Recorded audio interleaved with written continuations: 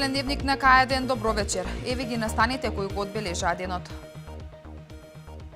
24.764 осигуреници ги искористиле услугите на Фондот за здравствено осигурување на Македонија. Поголем дел од граѓаните на Велес оваа зима ќе се греат на дрва.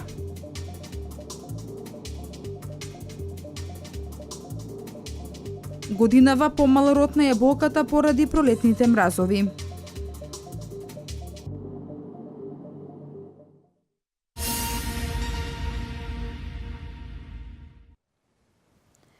Повеќе од 24.000 осигуреници, овластени лица и здравствени работници ги искористиле електронските услуги на порталот на Фондот за здравствено осигурување и по електронски пат поднеле барање од своите домови или работни места за остварување на одредено право. Од воведувањето досега 24.764 осигуреници, овластени лица и здравствени работници ги искористиле електронските услуги на порталот на Фондот за здравствено осигурување и по електронски пат поднеле барање од своите домови или работни места за остварување на одредено право. Најмногу од нив, или 20.234, преку матичните лекари и лекарските специјалисти, по електронски пат поднеле документи за заврка на ортопедски помагала. 1744 пратили извештаи за спреченост при работа, 1587 предлог за оцена на привремена спреченост за работа, а 1199 поднеле барање за биомедицинско потпомогнато оплодување. Од фондот велат дека придобивките од електронските услуги кои ги вовеле за здравственото осигурување се бројни и за осигурениците, и за фирмите, и за здравствените работници, при што нема трошење на време и финансиски средства за да се оди до подрачната служба на фондот. Оттаму ги охрабруваат осигурениците и компаниите и здравствените работници да ги користат електронските услуги. За поедноставно и точно информирање кои се потребните чекори и како да се користи електронската услуга, фондот изготви видео туторијали кои се краток и едноставен водич како чекор по чекор да се искористат електронските услуги на фондот. Посочуваат тие и нагласуваат дека продолжува трендот на зголемено користење на електронските услуги.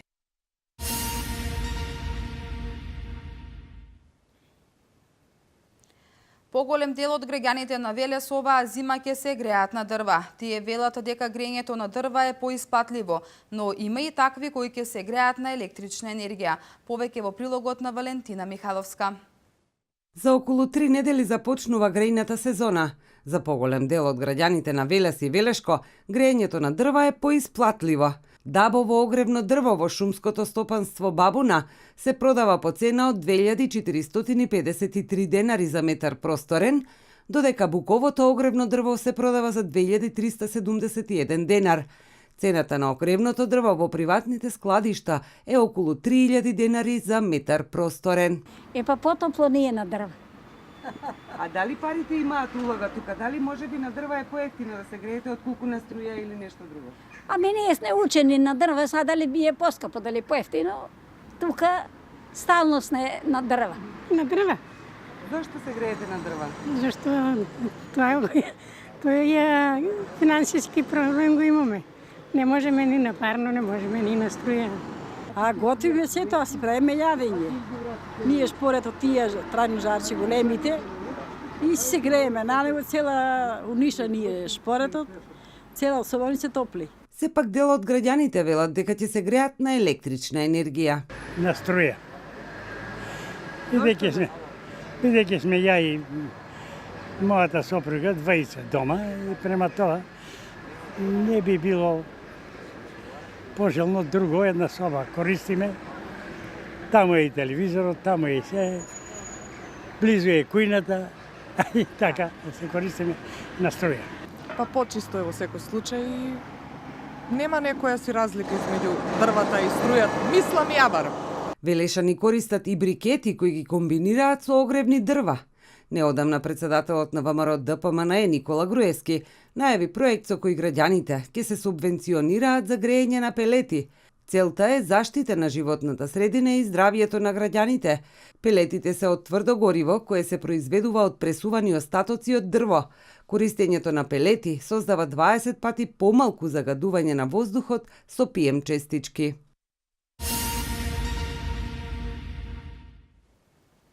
Започнаа активностите за улично осветлување во населбата Рудина во Свети Николе. Голем дел од граѓаните кои што живеат во оваа сега урбанизирана населба побараа локалната самоуправа да им обезбеди улично осветлување. Како што истакнува градоначалникот Зоран Тасев, заедно со компанијата ЕВН се создадоа услови за поставување на инсталација за улично осветлување. Екипата од електромонтери од локалната самоуправа работи на овој проблем и во текот на наредните денови се очекува граѓаните во ноќните часови да се движат по осветлени улици.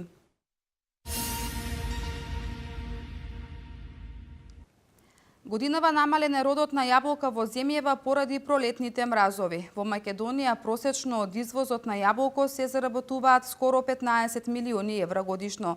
Оваа година се очекува да се наберат 50.000 тони од просечните 125.000. Намален е родот на јаболката во земјава поради пролетните мразови кои ја зафатија земјава. Минатата година родот беше добар, но оваа година пролетните мразови во Ресенско зафатија 2700 хектари, со што се намали родот. Инаку во земјава просечно од извозот на јаболка се заработуваат речиси 15 милиони евра годишно. Годинава се очекува да се наберат 50.000 тони од просечните 125.000. Неизвестно е каков ќе биде родот на почетокот на бербата кај овоштарите, но и за тоа каков ќе биде пласманот и цената. Според познавачите, се уште нема поголем број заинтересирани за откуп на јаболкото. Мала е потрошувачката на ајдаредот и делишесот на домашниот пазар.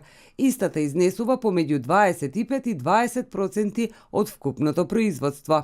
Останатиот поголем дел е за извоз и истиот достигнува вредност од речиси 15 милиони евра на годишно ниво. Според овоштарите, проблем е и недостатокот на магацини и ладилници. Тие овозможуваат чување на родот како и продажба во текот на зимскиот период.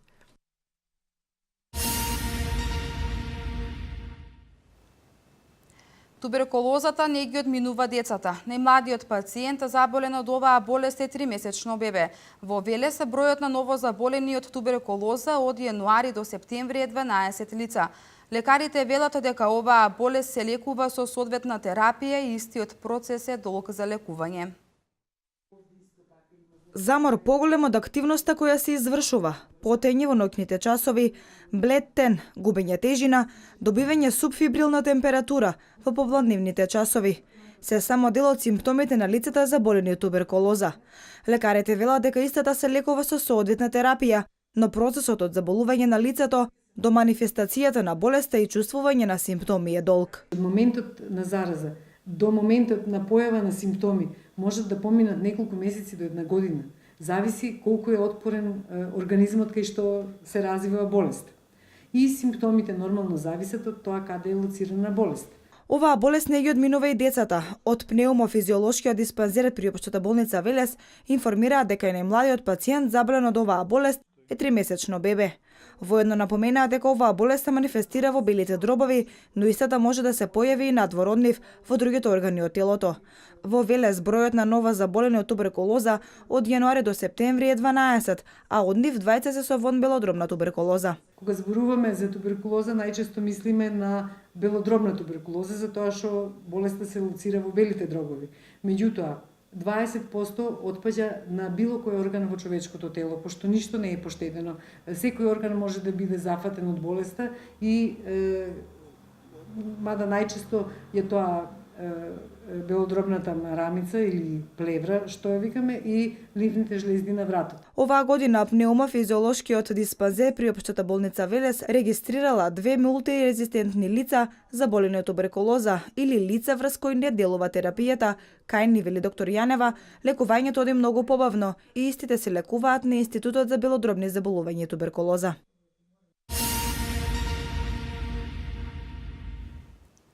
Во организација на Кавадаречката музеј галерија и локалната самоуправа, синоќа во Домот на културата Иван Мазов Климе беа одбележени 40 години од смртта на Никола Бадев, бард на народната музика во Македонија. Бадев е легенда на македонската народна музика.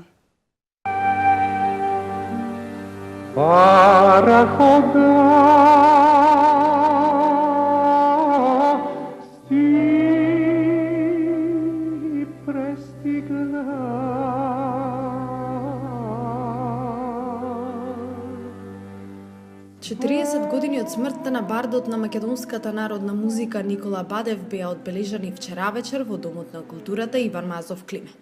Бадев е легенда на македонската народна музика, заедно со неколкумина солисти на македонскиот мелос оставија неизбришлива трага која вечно ќе трае. Организаторите, музеј, галеријата и локалната самоуправа Кавадарци достојно му се одолжија со организирање на свечената академија по повод 40 години од неговата смрт. Илија Неделков Ограјски, говорејќи за Бадев, рече дека тој е централна личност околу која се искаени најубавите македонски песни. Со песната Бадев стана многу близу со светските луѓе, академици, доктори на науки, владици, видовите луѓе, како што беше Баба Ванџа, естрадни уметници и композитори. Никола Бадев имал на репертоарот над 500 песни. Тој е и композитор, собирач на народни песни, раководител на фолклорен ансамбл, самоук механичар, љубител на стари автомобили.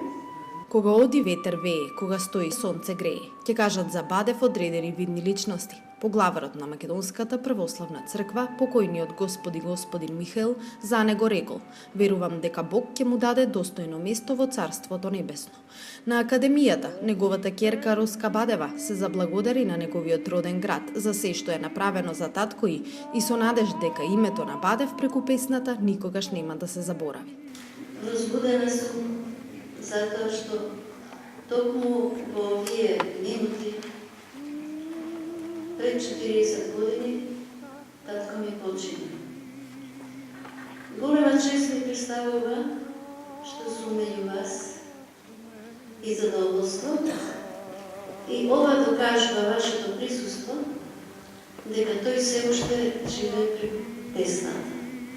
Неговото мото беше живеам преку песната и за песната и навистина е така. Вие сте доказ дека тоа е така. Во музичкиот дел од Академијата настапија културно-уметничкото друштво Никола Бадев, пејачката група Лоза при Сдруженијето на пензионери од Кавадарци, Куд Васил Хаджиманов, Сузана Бадева Рафајловска, Радица Костадинова, Петре Пењушков и Блаже Боев.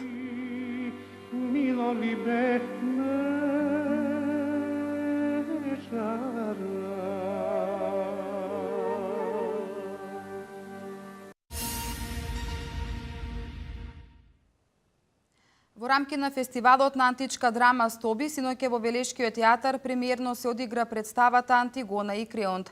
Инспирацијата е античката драма на Софокле, а представата е во режија на Нела Витошевик. Вечерва ќе се одигра и последната представа со што ќе заврши 15-тото јубилејно издание на фестивалот на античка драма Стоби. На сцената на Велешкиот театар вчера вечер во рамки на фестивалот на античка драма Стоби премиерно беше одиграна представата Антигона и Креонт во изведба на театарот на навигаторот Цветко и Кинокултура. Инспирацијата е античката драма на Софокле, а представата е во режија на Нела Витошевик. На оваа приказна се гледа од аспект на денешно време, вели Витошевик, каде принципите се речиси заборавени. Принципот е многу битен. Мислам дека ние у современиот свет многу го заборавивме нашиот принцип. Значи Антигона тоа што го прави ради сопствениот принцип, затоа што мора да постои некој кој што ќе каже не. Мора да постои некој кој што ќе ја поседува слободата и нема да се покори на тоа што го бара владетелот. Значи, слободата е нешто што е многу драгоцено и нешто без кое не се може. Вечерва жирито ќе ги соопшти наградените, а по доделувањето на наградите ќе се одигра премиерата на представата Лесната, бесната и тесната во продукција на фестивал Стоби, со што завршува 15-тото јубилејно издание.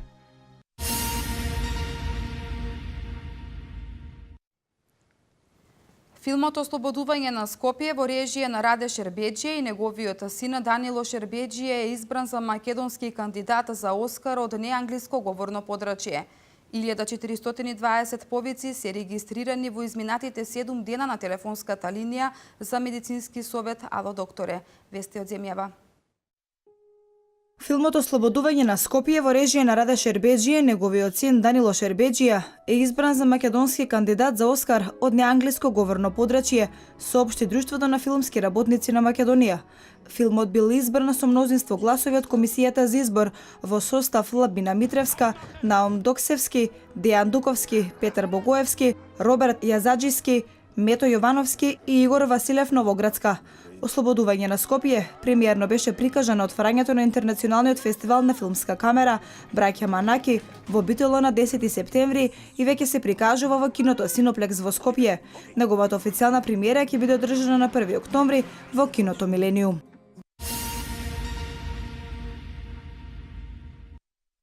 ...1420 повици за медицински совет на Ало докторе имало во изминатите 7 дена. Од 15 септември 2014 година, кога почна да работи линијата, до сега имало 115.120 повици. Линијата е достапна секој ден 24 часа со цел да се овозможи непосредна медицинска консултација во момент на појава на какви било симптоми на нарушено здравје. 25 доктори се достапни за медицински совет за јавувањата кои се од граѓани од сите градови на Македонија. Повиците се со широк спектар на најразлична симптоматологија, најчесто за кардиоваскуларни и респираторни симптоми, главоболки, зголемена телесна температура, стомачен вирус, алергиски реакции и симптомна болка. На линијата Ало докторе често се јавуваат граѓани за совети поврзани со терапија која редовно ја примаат, за хроничните болести и за симптоми поврзани со крвен притисок.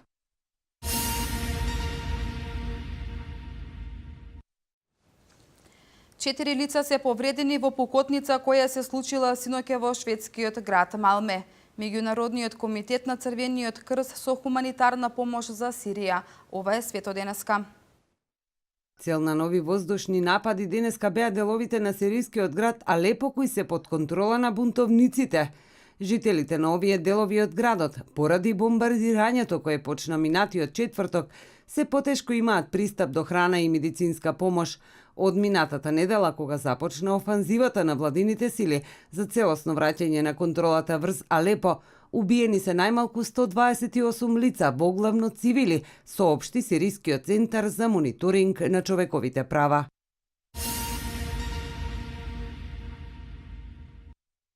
Хуманитарна помош која се состои од храна, медицински материјали и други продукти во 4 сириски градови кои се под опсада, достави Меѓународниот комитет на Црвениот крст. Во последните 6 месеци овие градови не беа достапни за хуманитарните организации. Комитетот наведе дека успеале да стигнат до 60.000 жители заробени во Мадај, Забадани, Фуа и Кафрај. Сириската арапска црвена полумесечина, која управува со конвоите на Обединетите нации и комитетот, соопшти дека 53 камиони стигнале во Мадај и Забадани, градовите кои се под контрола на провладините сили, а 18 камиони кои се под контрола на бунтовниците Кафрај и Фуа.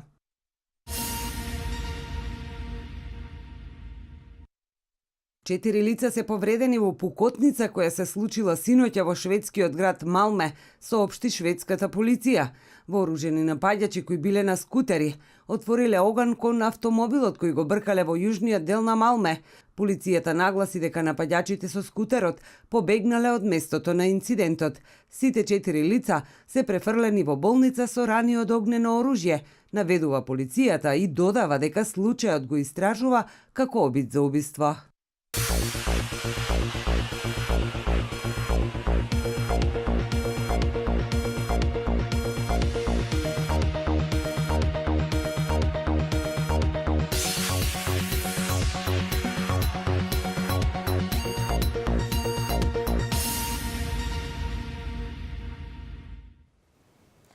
Со почетокот на новата работна недела не очекува претежно сончево време со појава на локална облачност. Денеска температурата достигна до 26 степен и во наредните денови продолжува периодот на сончево време со мала до умерена облачност и со свежи наместа студени утра. Графичкиот приказ во продолжение.